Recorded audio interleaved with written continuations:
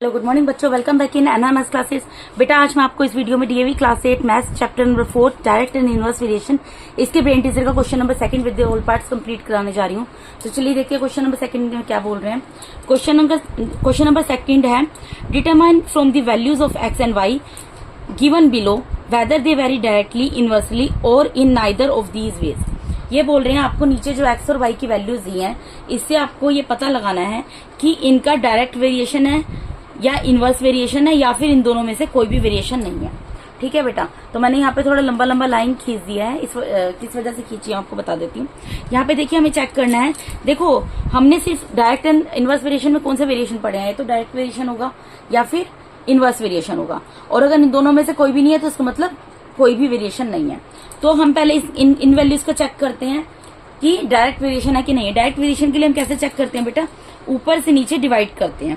ठीक है, अब देखो यहाँ पर x और x ऊपर से नीचे डिवाइड होता है, d4 डायरेक्ट d4 डिवीजन, तो 12 और अपॉन में 9 रखती हूँ। इसको अगर मैं डिवाइड करूँ 4 3 4 12 3 3 9, यानी डिवाइड होकर कितना आ गया इसका 4/3 आ गया आंसर। अगर मैं इसको डिवाइड करूँ, यहाँ पर क्या दिया 3/36, इसको मैं डिवाइड करती हूँ 3 1 3 3 1 3 3 2 6, तो 1/12 आ गया मुझे डिवाइड करके। अगर मैं इसको डिवाइड करती हूँ 27/4, ये डिवाइड ही नहीं होगा। अगर मैं 6/18 को डिवाइड करती हूँ 6 1 6 6 3 18, तो 1/3 आ गया। ठीक है, और अगर मैं 2/54 को डिवाइड करती हूँ 2 1 2 2 2 4 2 7 14, तो 1/27 आ गया। तो आप यहाँ पर ये चीज देखो कि 4/3 1/12 27/4 1/3 एंड 1/27 आंसर आ रहा है। तो डायरेक्ट वेरिएशन के अंदर क्या होता है, x upon y equals to k होता है, वेयर k इज कॉन्स्टेंट। ठीक है, यानी कि k की वैल्यू क्या होनी चाहिए, कांस्टेंट होनी चाहिए, यानी कि इन सबका आंसर एक जैसा आना चाहिए था, लेकिन सबका आंसर अलग है। तो इसका मतलब है ये डायरेक्ट वेरिएशन तो नहीं है। ठीक है, ये मैंने यहाँ पर डायरेक्ट वेरिएशन चेक कर दिया। अब मैं करूंगी यहाँ पर inverse variation check. Inverse variation में क्या होता है बेटा, ऊपर से नीचे मल्टीप्लाई होता है। तो अब मैं मल्टीप्लाई करके देख लेती हूँ। 12 को 9 से मल्टीप्लाई करूंगी, 12 9 108 होता है। ठीक है, 3 को 36 से मल्टीप्लाई करूंगी, ये भी 108 आएगा। ठीक है, 27 को 4 से मल्टीप्लाई कर लो, 4 7 28, 4 2 8, ये भी 108 ही आएगा। ठीक है, 6 को 18 से मल्टीप्लाई करो, 18 6 भी 108 होता है। और अगर मैं 2 को 54 से मल्टीप्लाई करती हूँ तो ये भी कितना आएगा, 2 4 8 और 2 5 10, 108 आएगा। तो ये एज यू कैन सी की 108 108 108 108 एंड 108, इट मीन्स इन सबका आंसर क्या आ रहा है, 108 आ रहा है।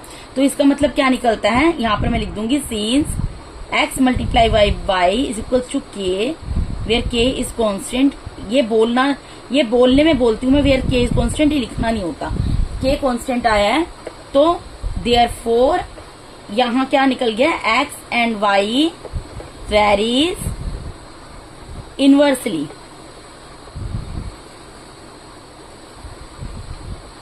आंसर हमें यही बताना था ना चेक करके, तो मैंने आपको बता दिया किस तरीके से चेक होगा। तो हमने चेक करके बता दिया कि इनके बीच में कौन सा वेरिएशन है बेटा, इनवर्स वेरिएशन है, क्योंकि x और x multiply by y equal to k आ गया कांस्टेंट, इन सबका आंसर सेम आ गया, इसलिए ये x मल्टीप्लाई बाय वाई हम कब करते हैं, इनवर्स वेरिएशन में। तो इनवर्स वेरिएशन में इनका आंसर सेम आ गया, इसका मतलब यहाँ पे कौन सा वेरिएशन लग गया, इनवर्स वेरिएशन लग गया। तो मैंने लिख दिया x and y varies inversely. ठीक है, अब इसका सेकंड पार्ट सेम तरीके से करेंगे। पहले हम क्या करेंगे, डायरेक्ट वेरिएशन चेक करेंगे। x और y दिया ऊपर से नीचे, d4 डायरेक्ट d4 डिवीजन कर सॉरी बेटा, डिवीजन कर लेंगे। 4 को 2 से डिवाइड करेंगे, तो 2 1 2 2 2 4 हो गया।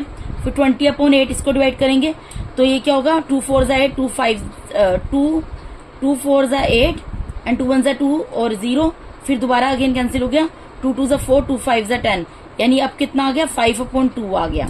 अब 30/10 को डिवाइड करके देख लो भाई, तो क्या आ जाएगा, 3 आ जाएगा, 0 से 0 कैंसिल ना हो गया। ठीक है, 40/15 को भी कर लो, तो ये किससे होगा, 5 की टेबल से, हाईएस्ट कॉमन फैक्टर से कर देती हूँ मैं इसको।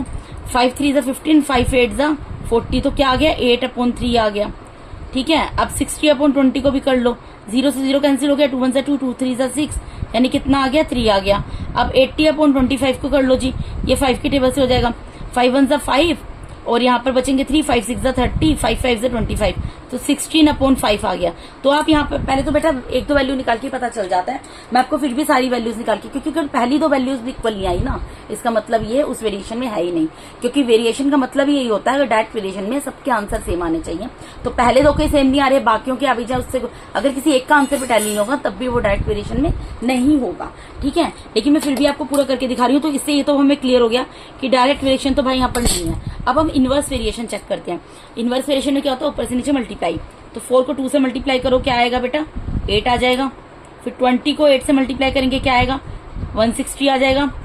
30 को 10 से करेंगे, 2 8 16 की और एक 0 लगा दिया मैंने, यहाँ 3 1 3 करूंगी और 2 0 वो लगा दूंगी, 300 आ गया यहाँ पर, ठीक है। अब यहाँ पर 40 मल्टीप्लाई बाय 15, 15 को 4 से मल्टीप्लाई करूंगी 60 और एक 0 वो लगा दूंगी, 600 आ गया।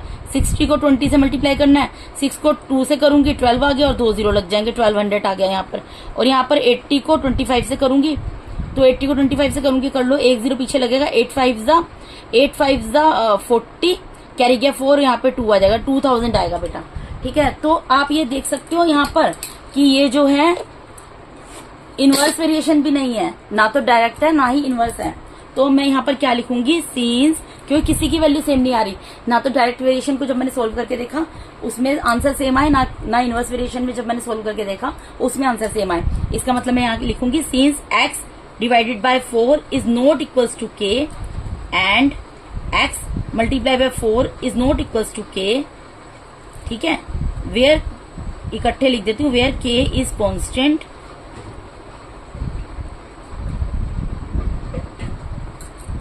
ठीक है। आप बेशक ब्रैकेट में के लिख दो, वेयर के इज कांस्टेंट लिखने की जरूरत नहीं है, ठीक है। तो इसका मतलब क्या निकलता है, देयरफॉर एक्स एंड वाई क्या होंगे बेटा, इसका मतलब क्या निकलता है, क्वेश्चन देखना पड़ेगा मुझे। एक्स एंड वाई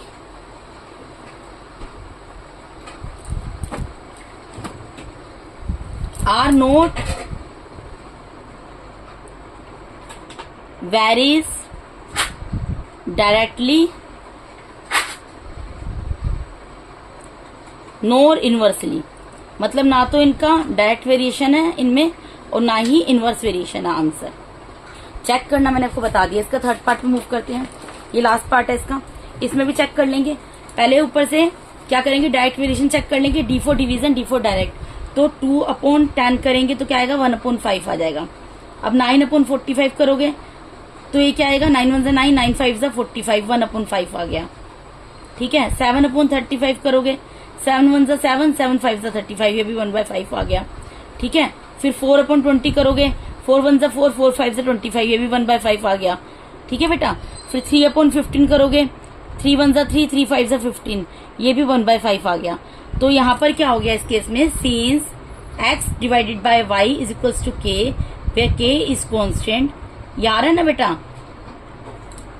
इक्वल आ गया ना, सबका आंसर 1/5 आ गया। तो मैं लिख दूंगी, और किससे आया है 1/5, डायरेक्ट वेरिएशन से, तो मैंने इसीलिए लिख दिया since x is divided by y is equals to k, where k is constant, therefore x varies directly to y, answer इनके बीच में डायरेक्ट वेरिएशन है, ठीक है। तो बेटा यहाँ पर मैंने आपको DAV class 8 maths chapter number 4 direct and inverse variation, इसके ब्रेन टीजर का क्वेश्चन नंबर 2 पूरा कंप्लीट करा दिया है। अगर आप मेरे चैनल पे नए हैं तो काइंडली मेरे चैनल को सब्सक्राइब कीजिए।